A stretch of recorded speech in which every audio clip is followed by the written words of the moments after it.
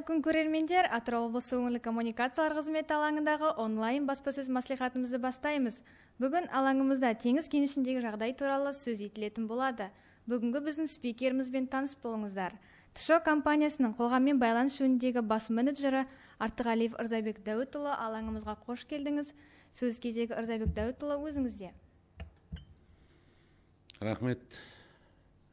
Қайырлы күн, атыраулықтар. Енді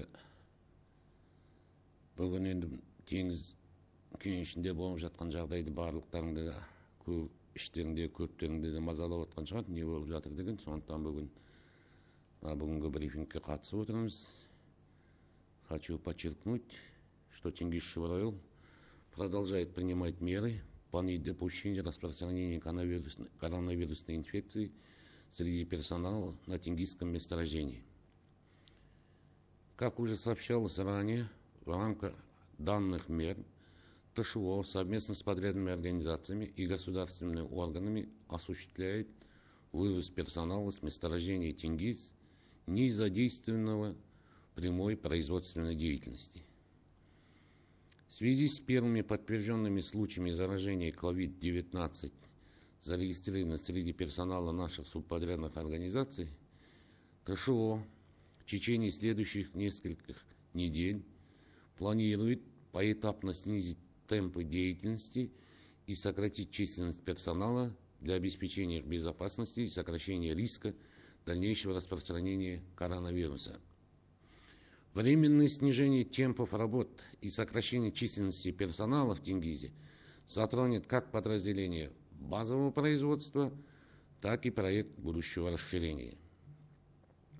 Для базового производства это означает, что все строительные работы будут временно остановлены. На ПБР будут продолжены лишь критические виды работ. Я подчеркиваю, что данные меры были приняты исходя из соображения по обеспечению охраны здоровья и безопасности работников тенгизского месторождения и не связаны с нынешней ситуацией на рынке. В связи с ограничениями в рамках действующего режима чрезвычайного положения в стране мы совместно с соответствующими государственными органами Республики Казахстан прорабатываем планы по безопасному вывозу персонала с Тенгиза. Как и многим другим компаниям в Республике Казахстана и по всему миру, Тенгизшевройл приходится действовать в соответствии с быстро меняющими условиями и принимать адекватные меры в ответ на глобальную пандемию COVID-19, цели которых является обеспечение охраны здоровья и безопасности работников. Я прошу каждого из вас беречь себя, оставаться в добром здравии, а также быть в курсе событий, полагаясь только на официальные источники информации. Рахмет. Спасибо за информацию. Келесі сұрақ-жауап бөліміне көшейік. Демобилизация қашан басталады, әлде басталып кетті ме? Осы туралы толығырақ айтып кетсеңіз. Демобилизация негізінде қазіргі жүріп жатыр. Бірақ ондай қазір қарқын әлі көп алған жоқ. Мен алдындағы сөзімді айтып кеткенде, 2-3-4 аптаның ішінде біз үлкен демобилизация демей қойық, адамдарды теңізден шығарамыз деген сондай жоспарларымыз бар. Будут ли компенсации для тех, кого направляют домой?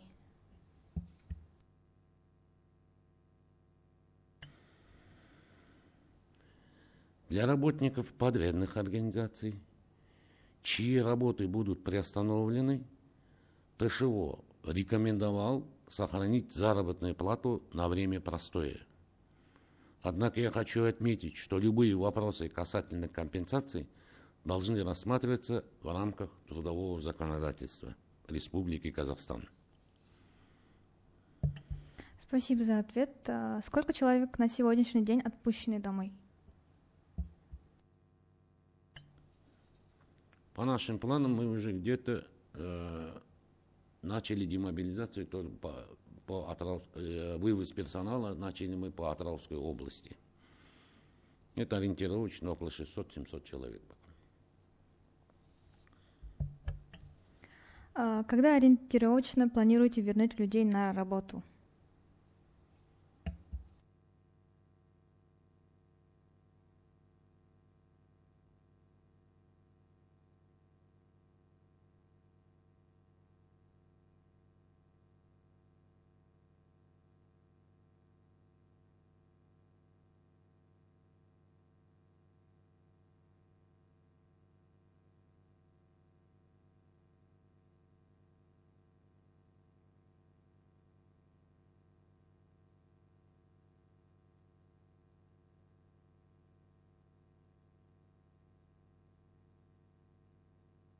Келесі сұраққа Сейчас слишком рано делать выводы, поскольку этот процесс находится на самом раннем этапе, и первостепенной задачей ТШО является охрана здоровья и обеспечение безопасности персонала и жителей расположенных рядом населенных пунктов.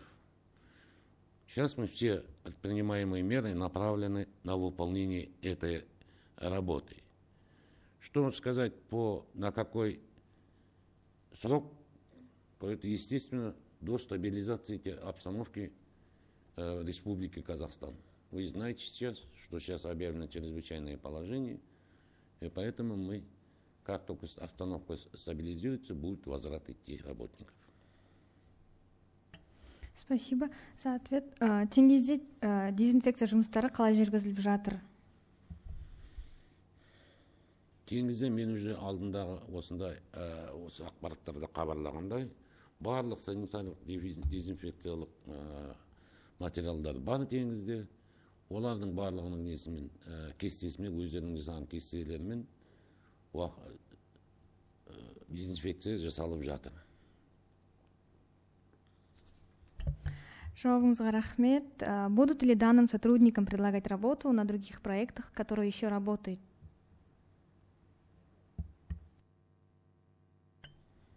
Оның барлығы дейтін, это все рассматривается в рамках тех контрактных обязательств и в рамках объемов работ подрядных организаций.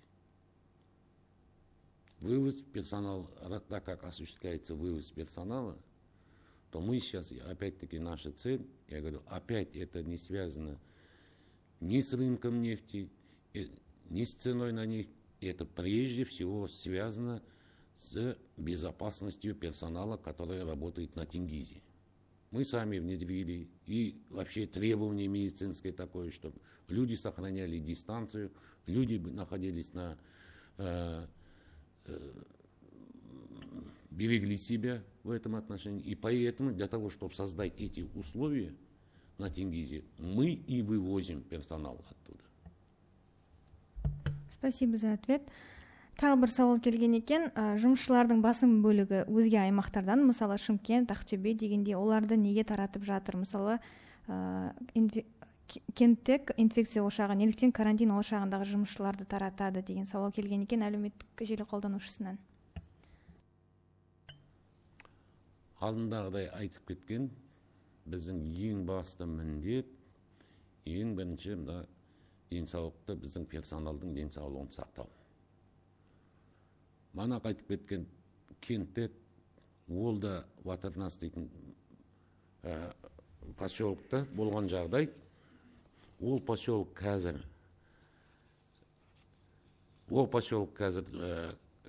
карантинда тұр. Өздерінің бір 14 күндік өзінің карантинынан өткенден кейін, олардың барлығында неге осы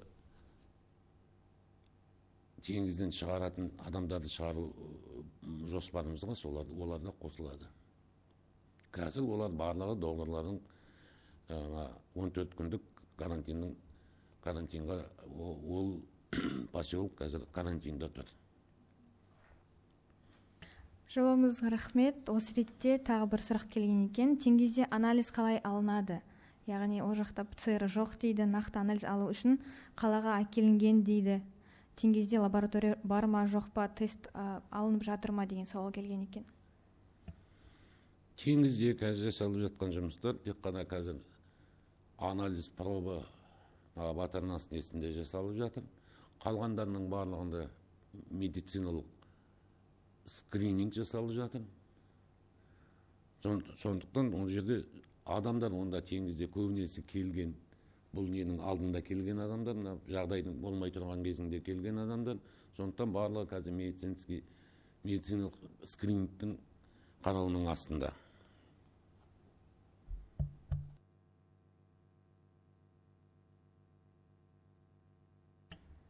Будет ли снижен объем добычи нефти ТШО?